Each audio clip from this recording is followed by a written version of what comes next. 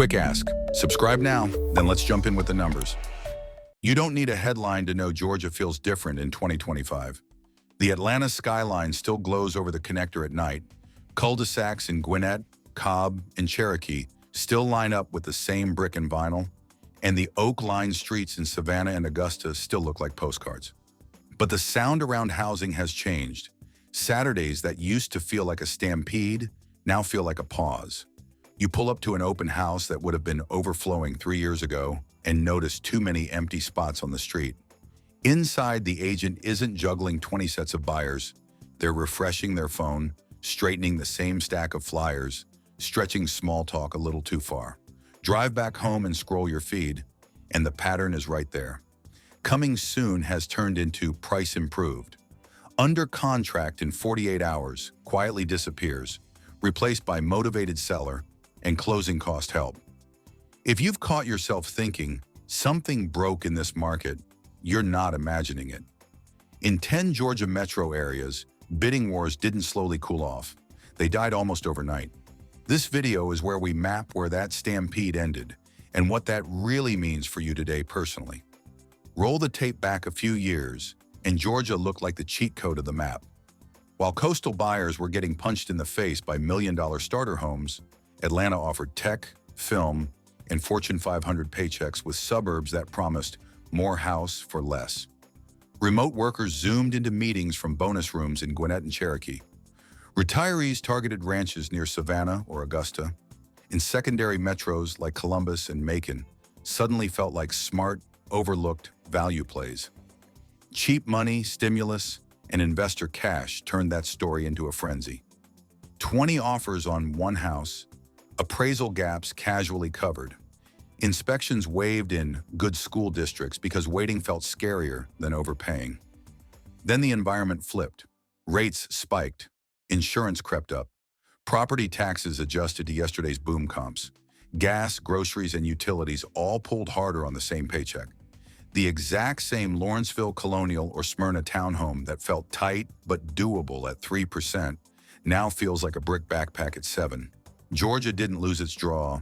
The jobs, trees, and airport are still there. What changed was the monthly. The bidding wars died the moment the payments stopped matching the story people were telling themselves. That's when the music stopped. When people say bidding wars are dead, they're not talking about vibes. They're talking about math and behavior changing at the same time. In 2021, homes in the right Georgia zip codes were gone in days, with offers stacked like resumes. 105, 108, 110% of list, appraisal gaps, and buyers begging for a chance. In 2025, that same house can sit 30, 45 days or more. List-to-sale ratios drift back toward, or even under, 100%. Multiple offers still happen on unicorn listings, but for most normal homes, one clean offer at or under asking is a win, not a disappointment. You see red arrows in price history where there used to be pending in 3 days. You see seller-paid closing costs, rate buy-downs, and repair credits written into contracts like it's 2016 again.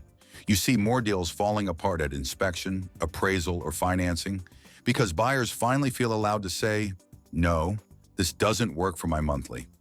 Principal, interest, taxes, insurance, HOA, and a gas-heavy commute now have to clear a teacher's paycheck, a nurse's shifts, a warehouse worker's hours. The power flipped. Sellers used to audition buyers. Now it's the other way around in real life. We'll start the countdown where the cracks are obvious if you look at the listings. Number 10 is Augusta, Richmond County, the military and medical hub where starter homes in 2,000 suburbs used to vanish under piles of VA and FHA offers. In 2025, they sit, sometimes through 3 weekends. And the only multiple offers left are on the rare, underpriced, picture-perfect place. Number 9 is Columbus, tied to Fort Moore, warehouses, and blue-collar paychecks. On paper, it's still cheap, but utilities, insurance on older roofs, and higher rates make even modest houses feel heavier. First-time buyers who once bid over ask now just walk when the payment doesn't pencil. At 8, Macon Warner Robins is living through the end of the cheap Georgia narrative. Investor energy cooled, inspections kill more deals, and mid-tier neighborhoods rack up price cuts instead of bidding wars. Number 7 is Savannah outside the postcards, the non-trophy belts beyond the historic district. Short-term rental optimism has faded, days on market stretch, and buyers negotiate hard again on normal houses. And remember, these are the mild markets on the list, and the pressure only gets sharper from here as we move closer to Atlanta and its surrounding metro suburbs. Number 6 is Douglasville and the wider West Metro belts, the place people fled to when they wanted more house, a yard, and a 2-car garage while still close enough to Atlanta.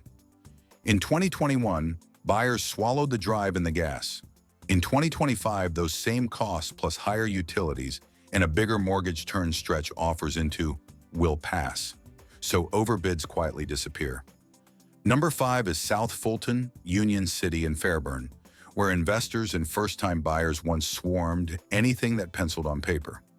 Now they underwrite crime stats, schools, and commute time with cold eyes, and the result is simple: under-ask offers, longer days on market, and sellers realizing the frenzy left the building. Number 4 is parts of Gwinnett, Lawrenceville, Snellville, slices of Buford, former bidding war stadiums where HOA dues, taxes, and the full monthly have finally caught up with family budgets and investor spreadsheets. Homes still sell, but they now negotiate their way there. At number 3, Cobb and Cherokee belts like Kennesaw, Acworth, and parts of Woodstock feel the halo slip. Good schools, good commute still matter. Yet the house that drew 20 offers now gets 2 careful ones. And the pressure above this level only gets sharper. Number 2 is Atlanta's in-town, non-prime belts, the West Side and East Side spillovers, the not-quite-luxury condos in Midtown and Old Fourth Ward, the Grant Park and Edgewood flips that once ignited feeding frenzies just because they sat inside the perimeter. Back then, people waived inspections, bridged appraisal gaps, and fought over parking spaces. In 2025, the same buyers arrive with spreadsheets. They underwrite HOAS, parking, crime maps, school zones, and weekend noise before they even look at the backsplash. Days on market stretch, appraisal gaps vanish, and buy-downs plus credits quietly replace bidding wars as the main negotiation tool. Number 1 is North Fulton's Trophy Arc, Alpharetta, Milton, parts of Roswell and Johns Creek. The zip codes everyone swore would never lose. For years, top schools, tech corridor commutes, and manicured everything made almost any price feel justifiable. Now jumbo loans, rising taxes, HOAS, childcare, and hybrid work trade-offs expose the real monthly in a harsher light. Clusters of price cuts show up in neighborhoods that once sold by word of mouth alone, and homes that used to draw 20 offers now wait for one serious, cautious buyer. If even these belts are repricing, the question isn't, is Georgia safe? It's, how do you move smart now? Financially. So what does moving smart actually look like in a Georgia market where bidding wars are gone? If you're buying or renting, your edge is not being first through the door. It's being the calmest person in the room. You build your watch list out of homes that have been sitting 21, 30, 45 days or more, especially after a second price cut. You treat the list price as an opening move, not a command. You keep your inspection and your financing contingencies, then use what the inspector finds to negotiate repair credits and a permanent rate buy-down. In softer zip codes, you ask for closing costs the way people used to offer over ask, like it's normal. Behind all of that, you run the one model almost nobody runs when they're emotional, a 5-year monthly. Mortgage, taxes, insurance, HOA, utilities, likely repairs on one side, realistic rent on the other. If owning only works after financial gymnastics, it doesn't work yet. If you're selling, you price to what's actually pending and closing today, not to screenshots from 2021. You get a pre-inspection, fix the real landmines, and tell the story honestly so buyers trust the house and the numbers. Trust that,